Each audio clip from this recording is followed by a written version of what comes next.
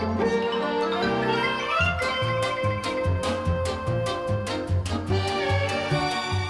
everybody, it's Chris Eads, known online as Wootini, here with another Gay Gamer video podcast for you. Quick movie reviews first. I went to see Wonder Park, which I know, whatever. But the reason that I went to see it was because I had seen the trailer for it a few times during when I went to see some 3D movies, and the trailer was in 3D, and the 3D looked really good. And as you know, I love me my 3D.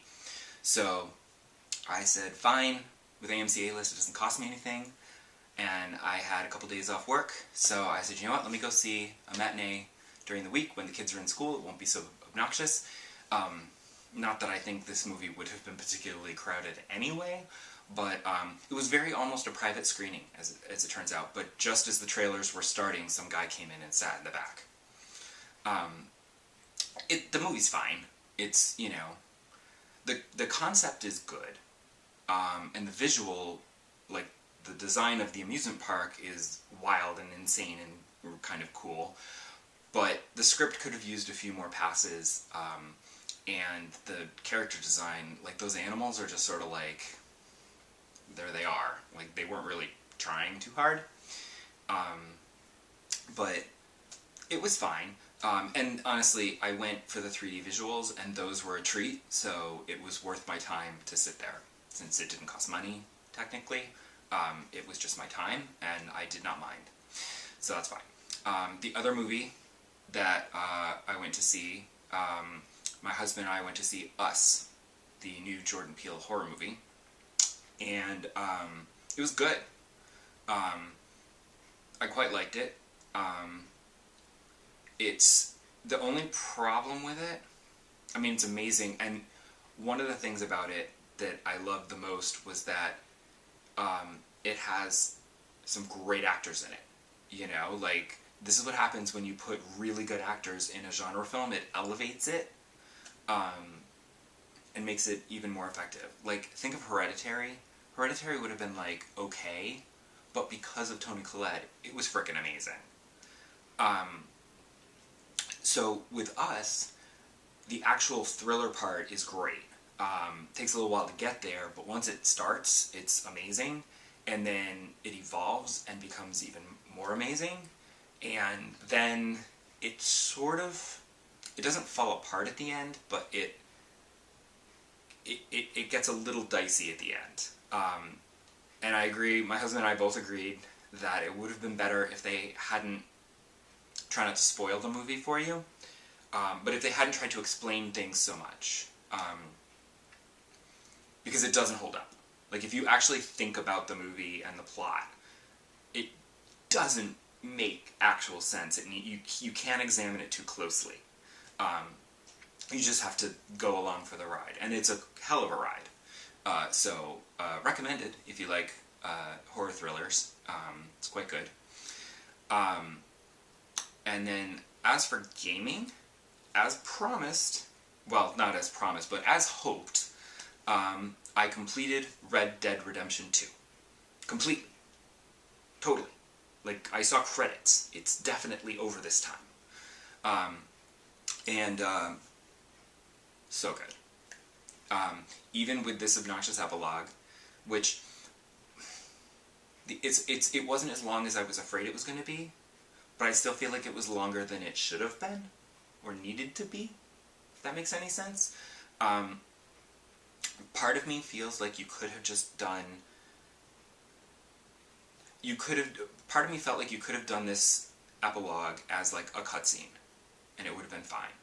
But then I was thinking about it, and I'm like, no, there are things left unresolved at the end of the main story that would not have been as effective in a cutscene, and it is better to have, like, physically played it yourself.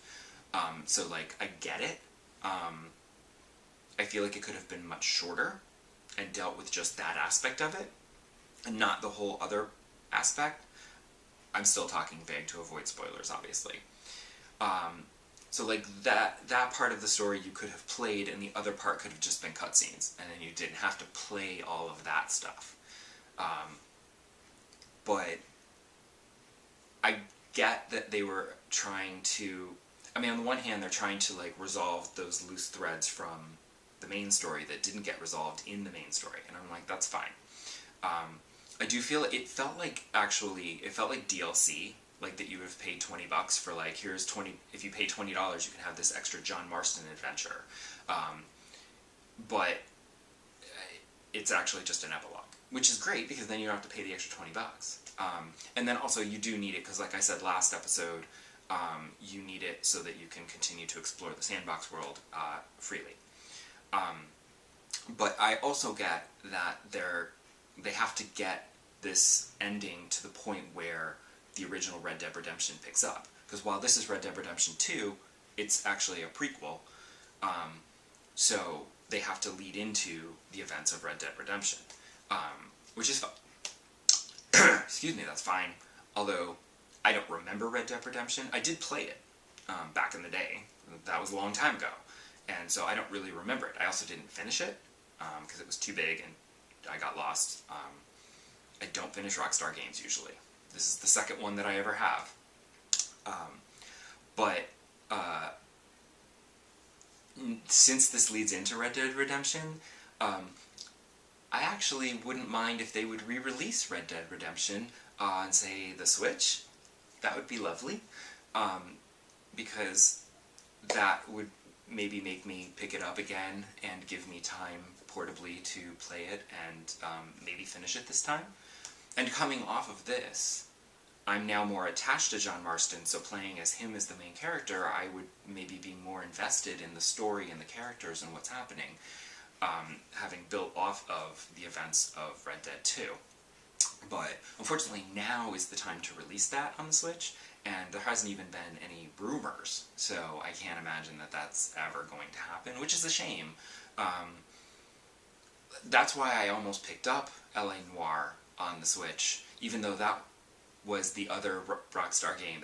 At the time, that was the only Rockstar game that I'd ever actually finished, because that one was much more story-focused and there wasn't as much side stuff to do. But I couldn't justify spending money, that much money, on a game that I've already finished. Like, I've not only played it, but I finished it. Like, I could justify Skyrim on the Switch because I never finished it, and this allowed me to finish it.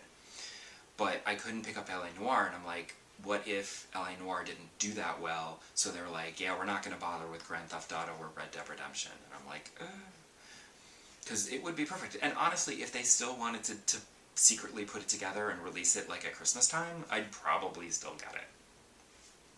What can I say? I'm easy that way. But in general, so impressed with Red Dead Redemption 2. Such a good game. Super polished. And it was the perfect balance of story and side things to do. And I never, like, I would often run off and do, like, oh, let me catch that legendary fish, or let me go do this side quest, or whatever. But I would always go back to the main quest because the story was so compelling that I wanted to keep it going. So I would go off and do a few things, and then I would go back and do a story mission, you know. And then occasionally it wouldn't give you side quests, and you had to do a story mission in order to keep going. I mean, you could still explore and do random things, but I also appreciated that the game occasionally would not let you get too distracted by having someone come and get you.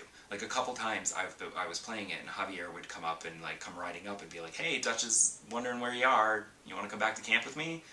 And I'm like, no, I'm good, I'll be back soon. Because, you know, I was in the middle of something. I'm like, no, I'm gonna get that legendary fish, leave me alone. I'll come back when I'm ready to do a story mission, go away.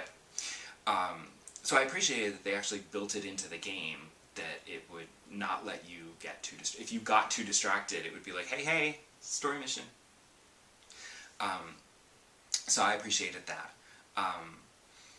But overall, just beautiful graphics, an amazing world, terrific performances, great motion capture. Like, I know that they worked people almost to death to make this game, but it's all up there on the screen. I'm not justifying what they did to their employees, because it's not cool at all. But they can all be proud of producing such an incredible game, even though it did almost kill some of them. But yeah, so I finished that and was very excited. And I know that there's still like a section of map that I haven't explored yet, but there's really nothing. Like, I decided I wanted to take a break from the Old West, and I was going to get Shadow of the Tomb Raider, but when I checked, Best Buy was still charging full price for it. And I'm like, what? It's been ages. Shouldn't this be discounted already?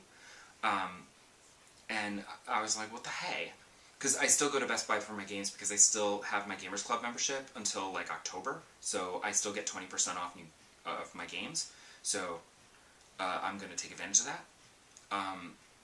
Because I did see that later. I saw that Amazon had it for like $35, but when I looked and I saw that Shadow of the Tomb Raider was full price, I was like, what the hell? But then I saw that they were also selling Assassin's Creed Odyssey for $25. And I'm like, well, that's a good price. So maybe I'll, instead of being Lara Croft again, I'll go explore Ancient Greece, because that's another one that I wanted to play.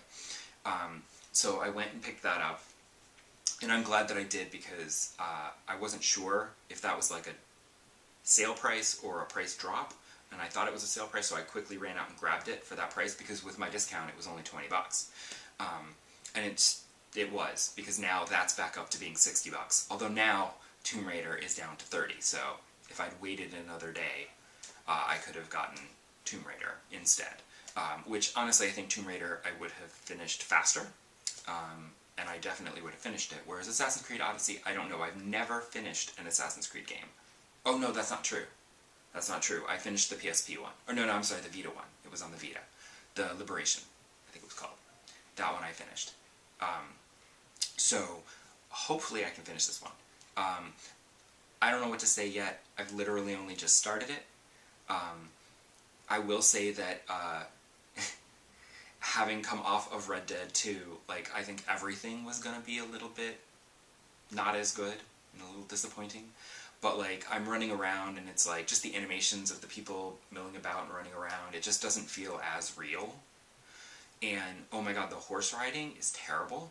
Like, you press triangle to get on your horse, same as in Red Dead 2, and I was trying to get off my horse, and I'm pressing triangle, triangle, triangle, and nothing's happening, and I'm trying to, like, maneuver myself into a place where, like, maybe I'm too close to the building or this person or whatever.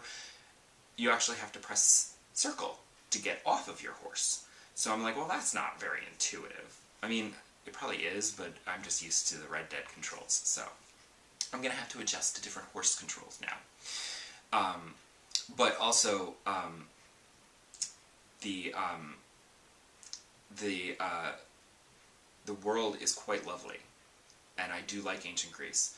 So I am looking forward to exploring it, even if it's not going to be quite as polished as the Red Dead experience.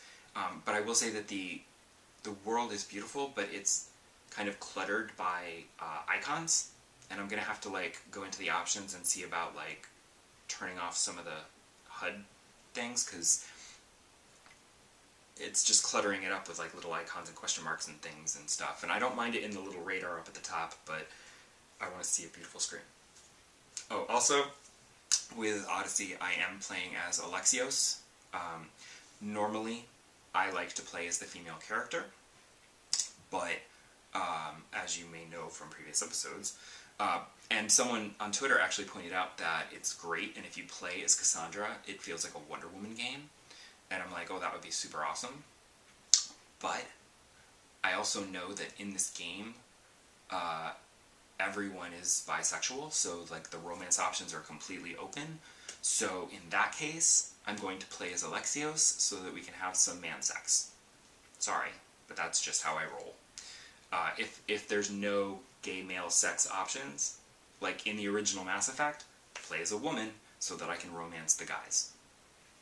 But if I can romance the guys as a guy, I'll play as the guy, because I want man-on-man action. I know, it's terrible. But, you know, it's the little things in life. So I've only just started, so I can't really give you any opinions. So next week, next episode, I will have some more thoughts on Assassin's Creed Odyssey. So come back for that. Bye!